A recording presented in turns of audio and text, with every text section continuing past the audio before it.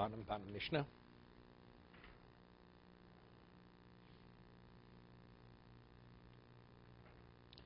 Omrlo, Masr b'nei Levi. There was an incident with people from the Shevet Levi, b'nei Levi, she'ochel l'tzor irat tmorim, v'chol echad mehem veivu b'pundok. We did this yesterday. One of them became ill, and they brought him to an inn. Veivu b'pundok, u'b'chazrosim ol b'pundok is. So they said to the innkeeper, the woman, "Where's our colleague? Where is he?" Numislem. She nodded with her head. Mess. He died. V'kavartiv, and I buried him. That's what she said.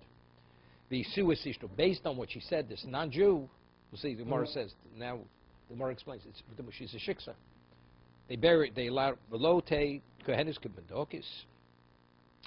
A kohenis should be any different than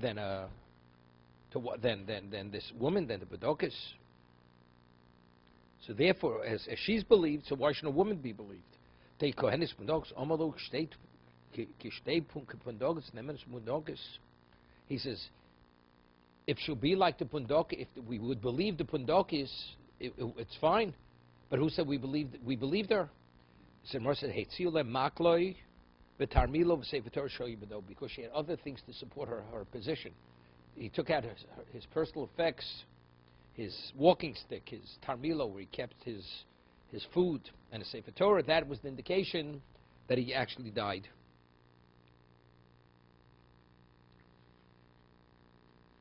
Meaning, in that context, where a woman's able to bring other proof, other than just her word, now the Gemara says, "Ma'ikri used to pull doggis." What do we speak about the innkeeper? Seems to be, we even believe this innkeeper, who's a woman. Why shouldn't we? Amar Avkan Pundokas Ovedis Kochavim. She's a shiksa. Ha'hoyso u'misichel v'yitum hoyso. And it was in passing, meaning she didn't specifically intend to give testimony. She said, "Ze maklo, ze tarmilo, ze kevish gvartibo."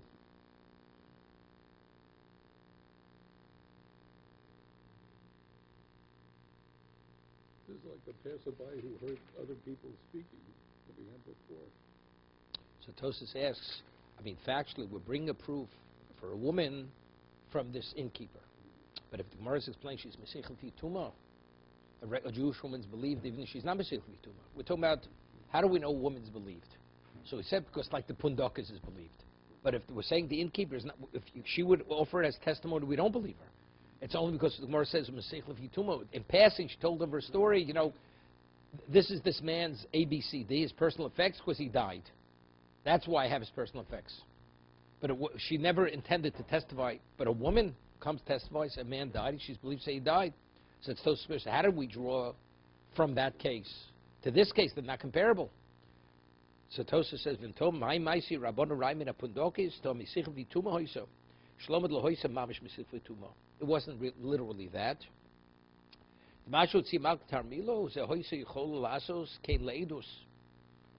He says, even if it would be, she had that kind of proof, it could be actually testimony.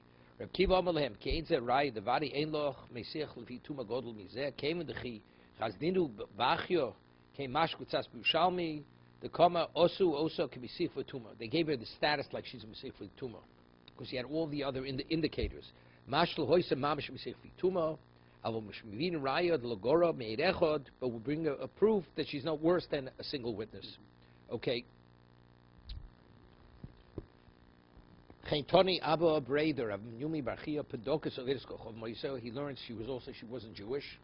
The two Moiso is a Malkus Tarmilo, the Kevish Gavarti.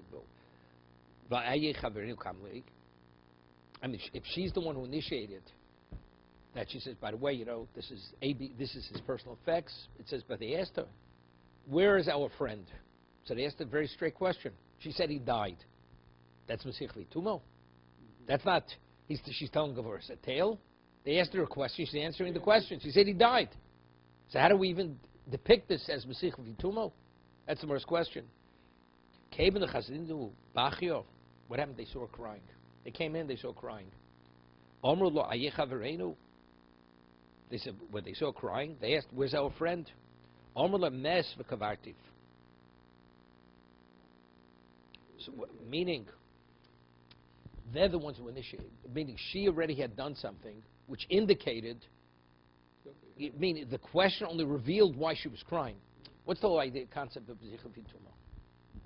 Meaning somebody says something in passing. I'm telling you a story. Happens to be part of the information is something, but I didn't want to focus on that specifically in terms of testimony.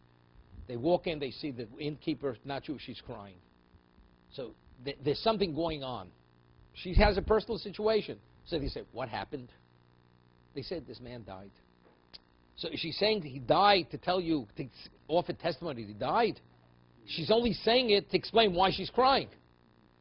So that's the equivalent of by telling you a story and part of the information is somebody died.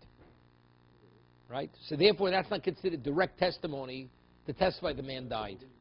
Because she already, it was prior to if they would ask her directly, where's our friend? And she said he died, she wouldn't be believed. But she was already in a distraught state. They said, why so distraught?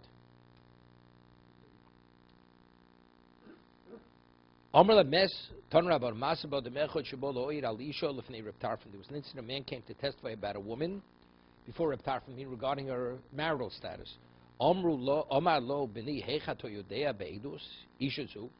Tarfon said, how do you know regarding this woman's, that her husband died? That's what he asked him. He says, I was traveling with her husband.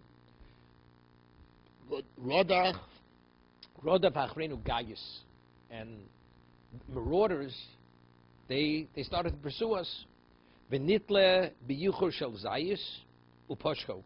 And as we ran, he was pierced with an olive branch. Uposhcho. What's poshcho? Ochas benov shelteinu poshcho lasus min amakil. Poshcho niskaf. Nitko. He wanted to grab onto an olive branch, and what happened? And he was pierced he was killed. He was pierced. He was v'nitle b'yuch shel zayis poshcho v'hechzir es hagayis lachorov.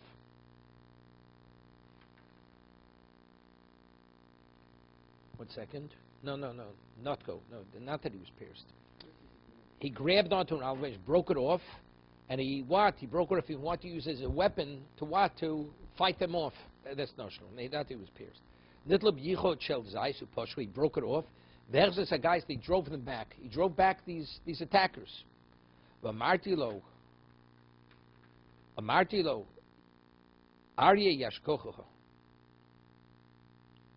So I said to him, one second.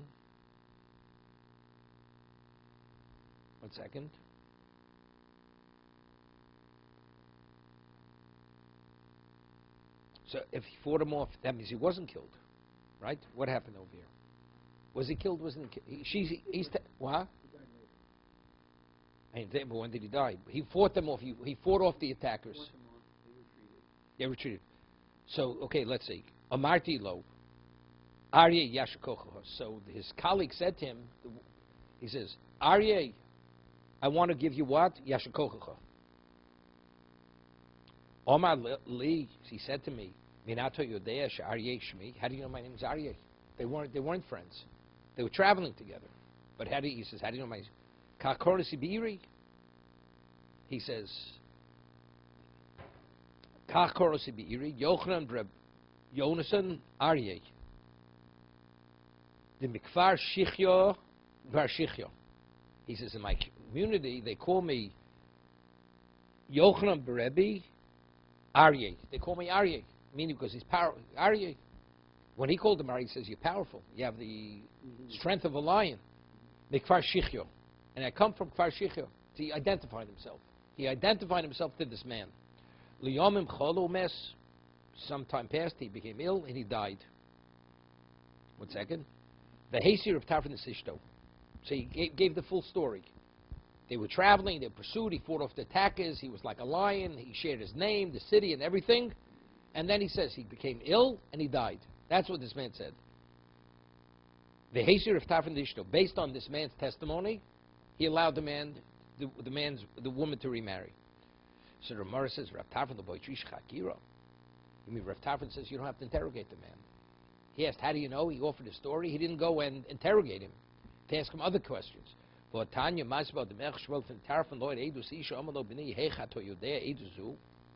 He asked him, how do you know this testimony? Omalo, anivu hayu holchem bederech rodvach reinu gaius little bichotein poshchu v'herzer sagais lachorav. Omarti lo yashkocho arye. Omalo yofak yivantu l'shvish kachkorno sibiiri yochen ben yonason arye dem karshichi yom cholov mes. Omali lo kacho marti lo yochanon ben yonason the karshichi arye. 1 second. So he told them the story died. Oma lo kach omartali Yochanan and Yonason farshichu aryeg. What's that? Doresh v'chokoi ulai yapoch es dvorov. So he said to him, didn't you say, Reb Tarfon was interrogating him. He asked him, how do you know? So he gave him this story. So he says to him, didn't you tell me that Yochanan and Yosef farshichu aryeg? Amalei lo. El kachomarti. Look, Yochanan and Yonason Aryeh Varshichyo. Then he switched it. See, he told him originally Yochanan and Yonason Aryeh, who came from Kfar Shichyo. And then when Reb Tarfon says, didn't you tell me Yochanan and Yonason the Kfar Shichyo Aryeh? He put the Aryeh after his community. So to see if he's going to say it, is he going to correct it? So he would correct Amar lo El Kachumarti. It's not, you're not saying it the way I really said it. That's what the person's saying to Reb Tarfon. El Kachumarti loch Yochanan and Yonason Aryeh Kfar Shichyo. The diktik of Shnaim Shlosh. He went back and forth to keep asking him questions to see if he's going to stick to the same story. Came on his dvorov, and because he was everything jived and was continuously consistent with what he originally said, only then did he allow the woman to get married. So you see, the Rav Tarfon holds you have to interrogate him, right? V'yisir Rav Tarfon Stishto on them versus Tanayi. It's machlokes tanoim whether you have to interrogate the single witness when it comes to marrying off a woman, or you don't have to interrogate the witness. The Tanya, a both came Noshim Jishvachakira, Div Rebbe Akiva. Rebbe Akiva says one doesn't interrogate the witnesses. When it comes Faguna, even if the man take his word face value, and you let the woman get married. Without interrogation. A Jewish witness. Well, based on his testimony, she's a widow, right? That's Rebbe Akiva. Rebbe Tarfon no, both kid. Tarfon says no, you have to interrogate it. You have to evaluate the evidence. You have to interrogate him. The Kamifli Reb Chanina, and they argued in regarding Reb Chanina. The Gomer Reb Chanina, the Var Torah Echad Mos Echad in Fosh Jish Chakira. It's more in Sanhedrin. Reb Chanina says on the Torah level, whether it's a monetary testimony, whether it's a capital testimony, witnesses always have to be interrogated. But it's not simple. That's what Reb Chanina says. Shenemar, of course, what does the Torah say? Bishper Echad Yelochem. There's one standard. We don't differentiate whether it's dinim, whether it's capital or monetary. Mishpat echad, it's the same what? It's the same yardstick. Witnesses have to be interrogated. So why did they revoke that part of the procedure? By monetary, they don't have to be interrogated. Because let's say a person would bring testimony that that person borrowed money from him. Okay? The man denies it now. And now the court starts interrogating the witnesses. What's the likelihood they're going to make it through interrogation? They ask all kinds of very specific questions. They probably won't. You know what the man says? Here I did the man a favor. I lent them money. I bring testimony, and testimony doesn't hold water. Because they can't make through interrogation. Next time, I only make a mistake once. Next time, I'm not lending any longer. So if we allow witnesses to be interrogated, we're going to discourage people from lending money. Nobody's going to lend money. Because you always have those few rotten apples out there who claim that what? They didn't borrow and they did borrow. So how does that lender, how does he ever prove that he did lend? It's almost impossible. That you don't kill a person. Okay, you don't kill a person. That's for dinim the foshos, for capital. But monetary, people who stop lending money.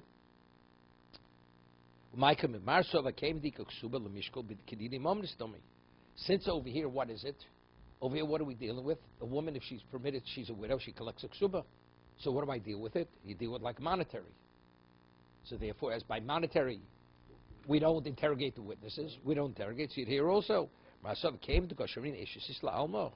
since we're permitting a woman to remarry, so what are we focusing on? The monetary aspect of it, or she's permitted to remarry? That's the argument. So if you look at it like Dina Foshos, because she's a married woman, permitting a married woman to, you You have to interrogate the witnesses. Omer Ablazer Mechaniyat HaMechamim. We'll leave this for this year. Just a question. So when a person is attacked, do we see it like a situation of war that we go? No. If somebody comes back after No. He didn't die. He didn't die by the. He died afterwards. He's on his deathbed. Let me ask you the question. So if you're attacked by bandits, and one person comes and said, well, so-and-so... He was wounded. He wouldn't be believed. He would not. It's the same thing like in a battle. Same thing. Okay, we'll start Ksubis. Should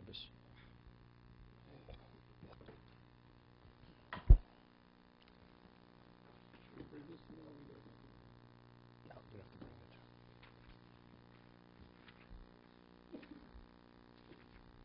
bring it. Okay. Psula Nasas. A Psula is married, a virgin. Liom Revi is married on Wednesday. Almona Liom Chamishi. A widow on Thursday. Why? Pamayim b'Shabbos Bezdin Yoshvin biyoros. Mean twice a week the court convenes. Yom Shem Yom Chamishi. If she gets married on Wednesday, what happens in those days? If a woman, you had Ersin, you had 12 months the woman would prepare for Nesuin, for Chuppah. What happens if the woman has relations with someone else during that 12-month period? What is she? What is she considered? She's an adulteress. So, yeah. She's an adulteress. What if a man lives with his wife if she's an adulteress? It's a Torah violation.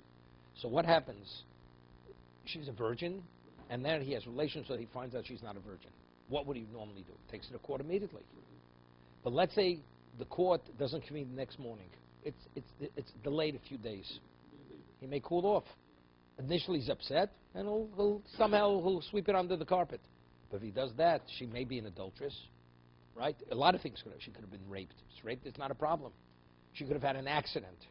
That's how she lost her virginity during the 12-month period. But the court has to verify it. As a result of that, we want a basula, a virgin gets married on Wednesday. So if that night when he cohabits with her, he finds there's a problem, he's upset, the next morning he'll bring her immediately to court. Because the court convenes twice a week, Monday and Thursday. So the next morning is Thursday. Okay? Wedding's on Wednesday afternoon. And at night, he consummates the marriage. Then he brings her in the morning if there's a problem. Because if he comes with a claim that he found her not to be a virgin, mashkim lebesdin. He would come to Besdin with his point, with his claim. She's not the woman I married. There's a chance she committed adultery. Let's see Rashi. This is purely a rabbinic legislation. It's rabbinic. Torah Levi, you can marry any day of the week.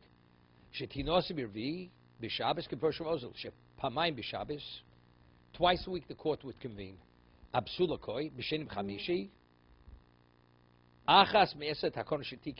Ezra legislated 10 enactments. Why? Why did they say that the virgin should get married on Wednesday? Because if he finds out she's not the virgin, Yashkim lebezdin, Ba'od Kasa Olaf, he will come early to court when he's still seething, because he found her not to be. Because if you allow time to pass, we have to be concerned, Shemi Yispayis, this is Karadaito, she'll appease him, and he'll cool down. V'yakaimenu, and he'll keep her. V'shema, he's into Tachta, but may fact she did commit adultery, and she committed adultery. V'nesser Olav, she's not permitted him, so for the rest of his life, he'll be living with her in sin. Kiri Alfinim, Yisro, if you need more, she squares herself and she becomes contaminated. Toch sheyovel lebezdin, yizbar hadover. By coming to court, it'll be verified. How? How would it be verified? How does the court know? You come with your claim to court. How would it be verified? So Rashi says, she kol. Immediately, there'll be a word go out from court. The court will send out a word that what? That a woman has this question whether she committed adultery. So once the information starts circulating in the community, if there's anybody out there who knows about it, Shemi Yovo Edim, witnesses may come. So now, if the reason is because we don't want him to cool down, so why only Wednesday? Let him get married on Sunday. You have the same thing. If the court convenes Monday morning, like Thursday morning, so why only get married on Wednesday? Get married on Sunday. So because there's not enough time to prepare for the wedding. You need a few days to do the cooking and the preparation. So therefore, Sunday's too early. Shabbos was over. You have one day. It's not enough. I'll speak to a chef. He knows what it's about. Omer Rav Yosef.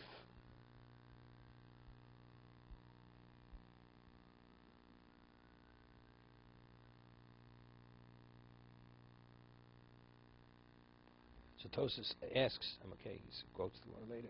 So why can't you why do you have to get married on Wednesday during the daytime? Get married Thursday night, right? And then afterwards, everything should be after sundown. He'll consummate it at night. Do everything at nighttime. No. Same thing. No.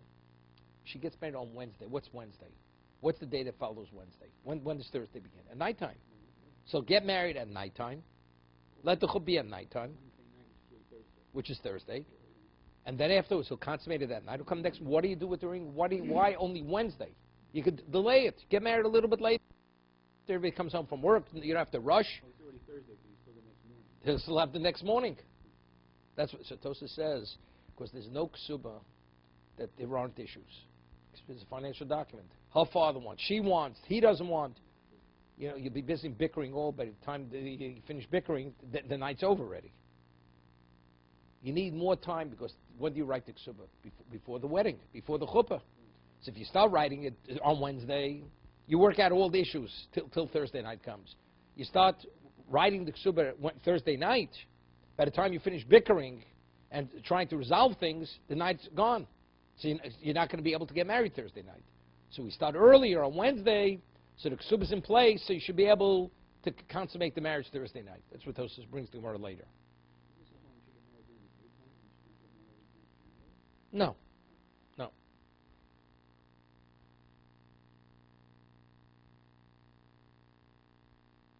Okay. Why does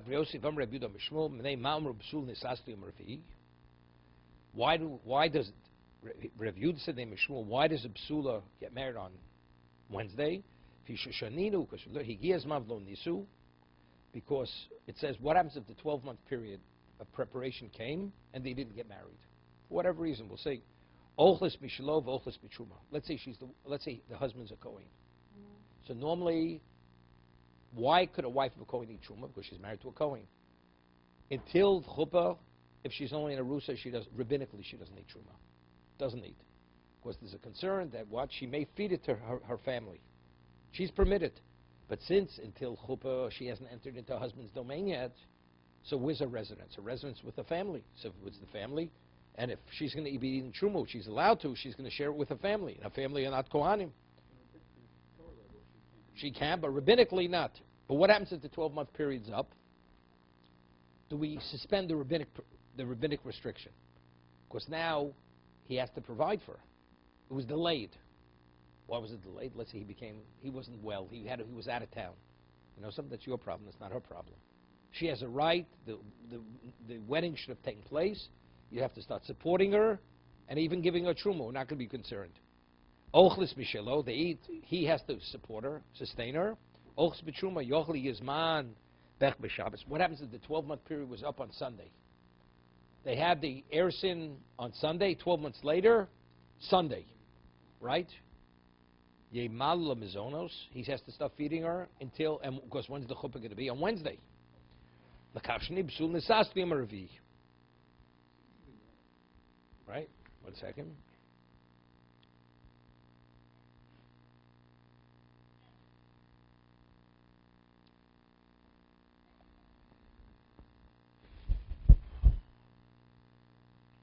Yeah.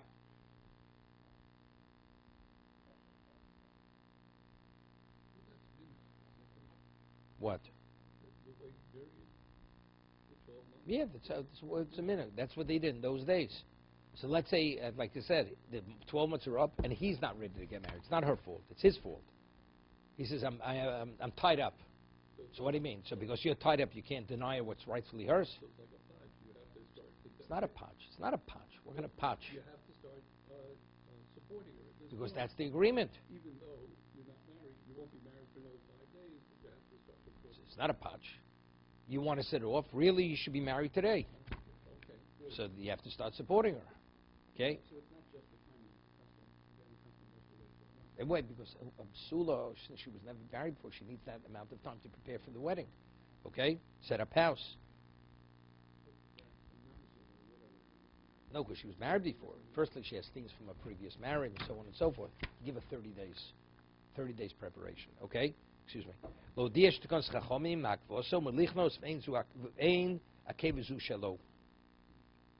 He says, therefore we learned,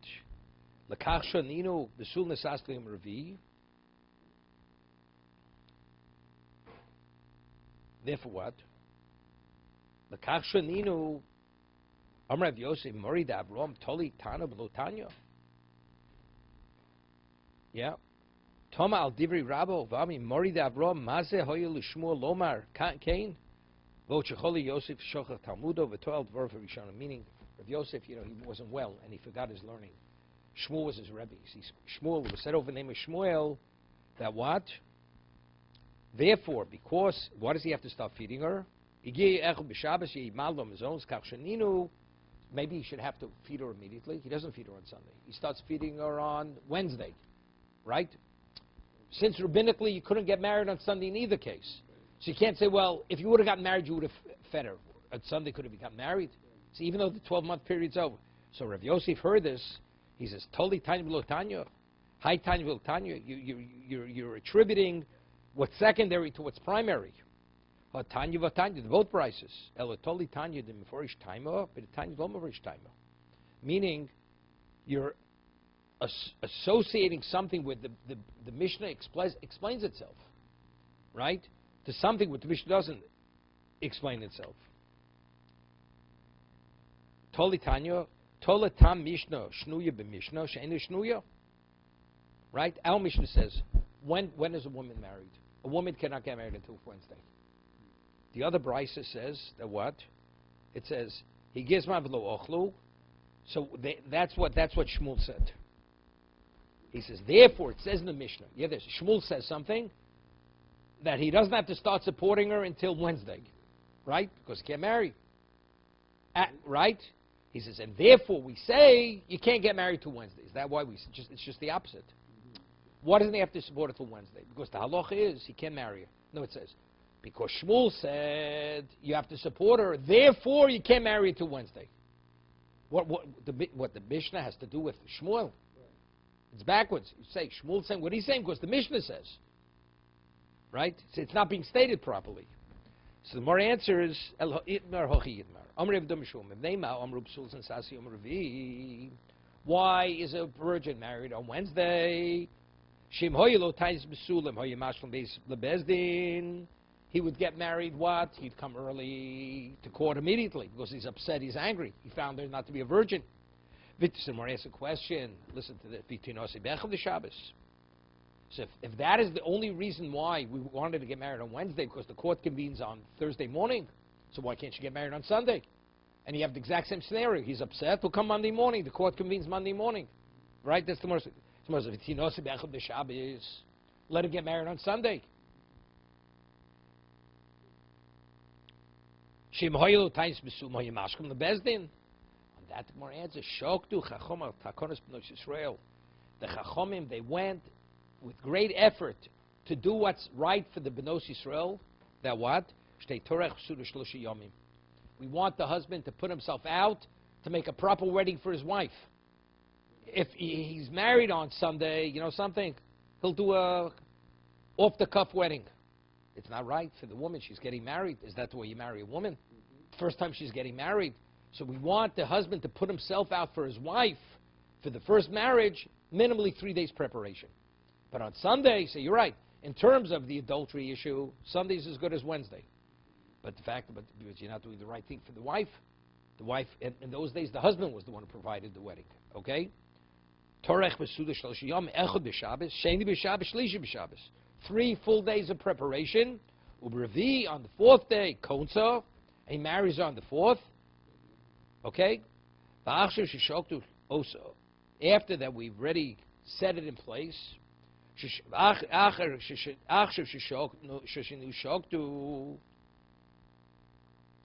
He says, now that we said that because of that it's Wednesday rather than Sunday, because the wedding should be a sufficient level of preparation, so they said, Lo nisu, what about if they don't get married 12 months later? Right? That's when, from when? From Thursday, from Wednesday. Because Wednesday, if he would have married her, he would have fully supported her. But not from Sunday. Even though the 12 months is up Sunday, he starts supporting her from Wednesday. So it says, what about if the 12-month period was up on Sunday? Since he's not able to marry her on Sunday, even though the sula, the adultery issue is not a problem, but because he's not, the Chacham say it's not the right thing to do because you're not going to have sufficient time to prepare for the wedding. Therefore, let's say he became ill. He was ill. He could have married. It's not he had a business meeting. Physically, he wasn't up to getting married.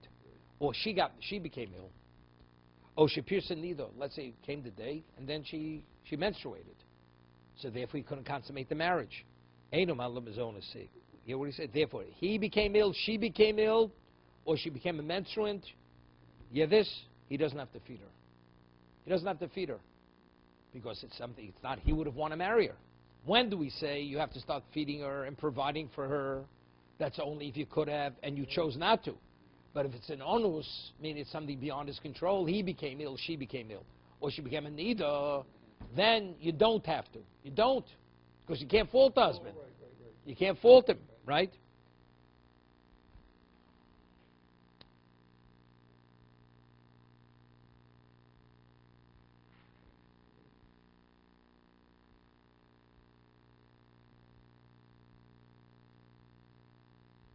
Right? The last statement, that's Rav Yosef says. Therefore, Rav Yosef says, Cholahu, therefore, if he becomes ill, or she becomes ill, or she's piercing nido, eino man lo mizonos. Vika boy lo mi boy. Others pose it, where Rav Yosef said that if he becomes ill, she becomes ill, or it's something beyond that control that they can't get married, he doesn't have to start supporting her. But he says, factually, it's not so simple. Not simple. Other pose that as a question. Vika boy lo mi boy. Cholahu, mao. What happens if he becomes ill? He said, well, he can't get married. Said that's your hard luck. It's your mazel, right? Because you have bad mazel, she should suffer. Mao hosam taimamai mishum donus. In the Mishnah. Why, if the 12-month period's up on Sunday, what's the reason why he doesn't have to feed her to Wednesday? Right? Why? Because the Chazal said you're not permitted to get married on Sunday. Right? You're not, because there's not enough to prepare. He said he's an onus. It's something which is not under his control. So he gets sick. It's also not under his control. Why can he get married on Sunday? Because it's because of a rabbinic legislation. It's a rabbinic enactment that you're not permitted to get married on Sunday, even though the adultery issue is not the issue because there's not enough time to prepare for the wedding. Right? Hocha, lo. But here is because of rabbinic enactment. The reason why you're not able to get married because you got sick. The husband became ill. The chassan, the groom. And if you're going to tell me that when he becomes ill, he still has to provide because he's at fault, right? What about if she's the one who's sick? It's not his fault, it's her fault. I mean, the husband says, I'm here, I'm ready to get married. You're not up to it. So you're going to fault me that I have to start supporting you where it's not attributed to me, it's attributed to you? You know what he could say? She said, what happens if a person has a field and the field becomes inundated as a result of a flood? So you say, well, it's not my problem, it's the field's problem. What is the field's problem? It's your property. Factually, she's meant to be your wife. Right? You already married her. Now you're going to complete the marriage and go to chuppah. Now she becomes ill. So whose problem is it? It's the husband's problem. It's your problem, so you got to feed her. Okay? What about piercing needle? What about she becomes a menstruant? What do we have to say that as a separate discussion?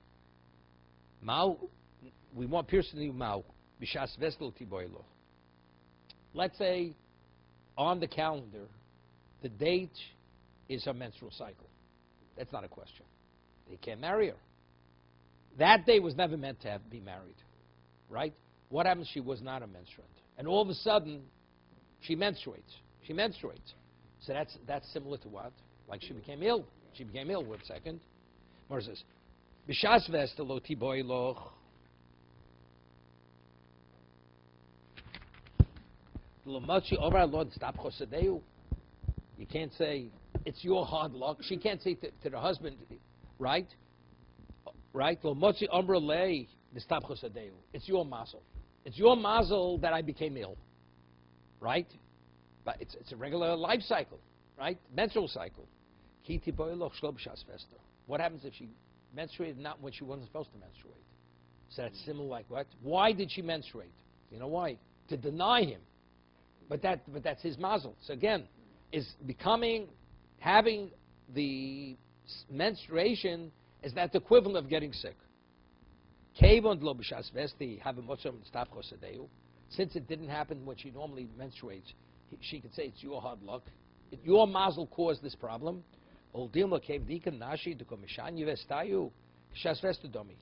say, this is not something abnormal. People are normally healthy. A person gets so sick that they can't get married, that's out of the ordinary. But people, they change their cycles. Even though a person has a fixed cycle, things change from time to time. So she can't blame him. It's your mazel. What do you mean? This is the natural function of a woman. Sometimes she shifts from one day to another day. Even with Ves Kavua, even when you have a fixed day, the times that the day shifts to another day. So it's not considered abnormal. So she can't blame it on him. Right? Odilma, since we see women, they change their cycle, it fluctuates, or it goes from one day to another. Therefore, what? She can't blame him. And therefore, he doesn't have to feed her. He doesn't have to start supporting her. Because she can't blame him. It's your mazel. Pasha Rav Achoy, so Rav Achoy resolved the question. So we had a number of questions. Cholahu, if he becomes ill, there's no question he has to feed her. Cholsehi, we said he has to feed her because she says it's your mazel. It's like a person's field becoming inundated. Pirsanida was questionable, right? Even though it happened not at a time that she was meant to menstruate. Do we see it's something abnormal, therefore again, that's like she became ill? Or do we say no, since it's not unusual, things shift from day to day, therefore you can't blame him. You can't say it's his mazel. So Rav Acha, he resolved. It says in the Mishnah in Ksubis, Higiyaz man lo nisu. It says the time came, 12 months came, and they didn't get married. Ochlis mishlov, ochlis mitshuma. Right? It says the time came and they did not get married. Ochlis mishlov, lo nasu loktoni, elo lo nisu. Right? 1 second.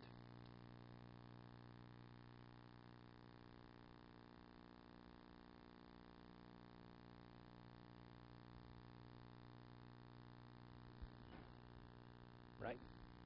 When you say lo nasu, he did not marry her. Nisu is always grammatically going on the person who's getting married. So the connotation of lo nisu means it's from her. The problem lies with her. Even though the problem lies with her, she's still ochlis mishalo, ochlis b'truma. He right says higiyaz man v'lo nisu. The time, the 12 months came about, and she wasn't able to get married. That's the grammatic nisu. Ochlis mishalo, ochlis b'truma.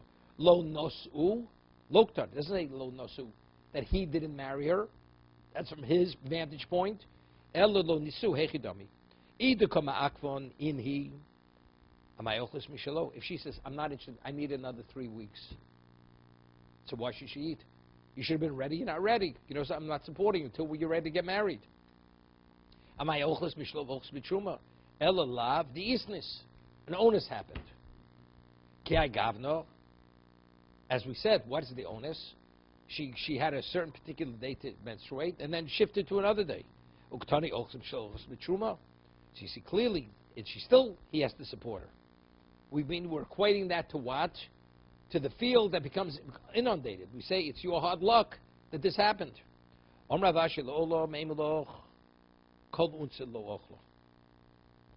you, any onus, whatever the reason is, he does not have to feed her. 1 second. really it should say even lo nosu. Even if it's from his point, right? Vaidit toni reisha b'diti, toni nami seifa b'diti.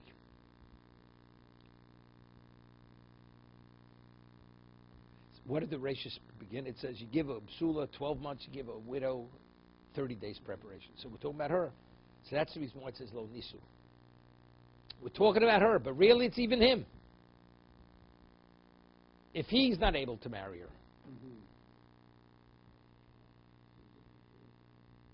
No, because he's sick. He got sick. He doesn't have to feed her.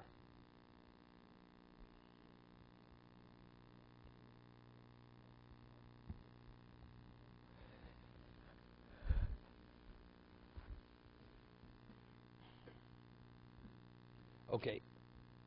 Omar Robalin git neino kain.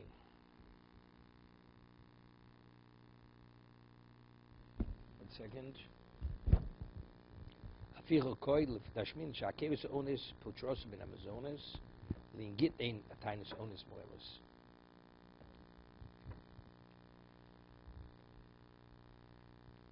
So we're concluding that what? If he becomes ill, or she becomes ill, he doesn't have to feed her. Of course, he says, I'm ready to get married. You're not here. Wait. So what about? So say onus does not obligate him to feed. So the onus absolves you. What about a person gives a get, a conditional get? Says, if I'm not back in 30 days, the get should take effect. The man comes back before 30 days, but he's not able to cross the river, and the wife sees him because he missed the ferry. Or the ferry sank. So he's an onus. He's an onus. It's beyond his control. So we say when he's an onus regarding support, we don't fault him. You don't have to feed her. What about a person gets a get, and because he's an onus and he's not able? Let's say he says within 30 days I'm going to pay you the money. Now the man gets hit by a car and he's not able to deliver the money to the wife in 30 days. Right? It's an onus. Do we say similarly? You know something? We can't fault him. So maybe the get shouldn't be a get because he didn't meet because he wanted to meet the condition. He wasn't able to meet the condition because it's something beyond his control. Are they comparable? They're not comparable, right? You're supposed to begin feeding your wife at a certain time. If an onus takes place, we say, you know something? It's only if you're able to get married. If you're able to get married, then you have to start, and you choose not to marry her. But if you want to and you can't, we don't obligate you to support her. It's only if she could have and you denied her, right? When it comes to a get, the person says in 30 days the get should take effect, and I will give you 30, and I'll give you a certain amount of money. Okay, that was the Tanai, and then he's injured, and he can't be to pay the money in the 30 days. He wanted to pay it. But factually, did he pay it? No. So factually, he didn't meet the condition. He didn't meet the condition, you understand? Regarding the obligated support, why do we say you have to support after when the wedding's up, when it's time to marry her? Rabbinically, this is you have to support your wife. So therefore, what about if you're not able to get married? And it's not your fault, it's an onus. Then we don't obligate you. If you could get married, we obligate you. If you can't, we don't obligate you. But here, factually, for whatever reason, you didn't fulfill the condition. The condition wasn't fulfilled. So if the condition's not fulfilled, the get's a get. That's what he says. Omar Rovo.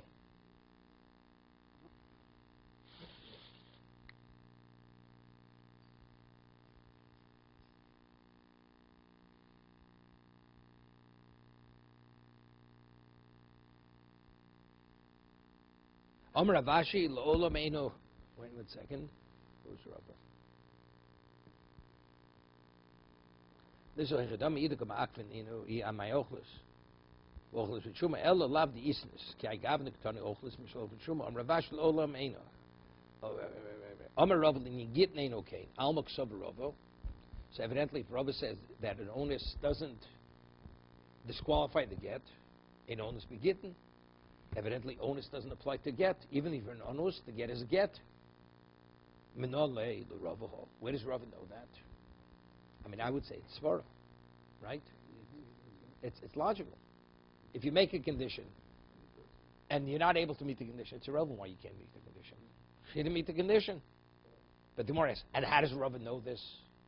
I'll give you an example. There's a halacha. What happens if a person he was in an unclean location, he wasn't able to say the Shema. He's not permitted to say Shema. Does he get credit for saying the Shema? No. Doesn't. But he wasn't able to. He doesn't get credit. Onus racham patre, when you're onus, you're absolved, there's no liability against you. But it's not as if you did.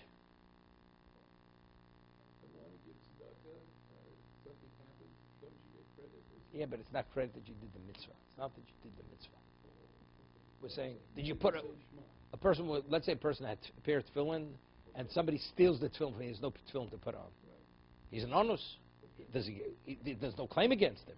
And he's not able to locate another pair of tefillin for a week. Does he get credit for wearing tefillin for a week, even though he's in the state of onus? It's beyond his control. Right? So by get, if you make a condition, and something beyond the person made the condition, he's not able to meet the condition. Rava says the condition, the get is a get. Because factually you didn't fulfill the condition to us. How does Rava know this? How does he know it? It's like not putting on tefillin. Does it make a difference why you didn't put on factually, you didn't put on tefillin? Factually you didn't meet the condition. So you have to say, I think what you have to say is this. When a person makes the condition, what was his mindset? Only if the reason why the condition wasn't fulfilled is attributed to me. But if the reason why the condition wasn't fulfilled has nothing to do with me, it was an exterior factor, then I never met that kind of condition. When I said if the condition is not fulfilled, that means it's attributed to me the non-fulfillment of the condition. That's when the condition is a condition. Otherwise, the condition is not a condition. You following? To be continued.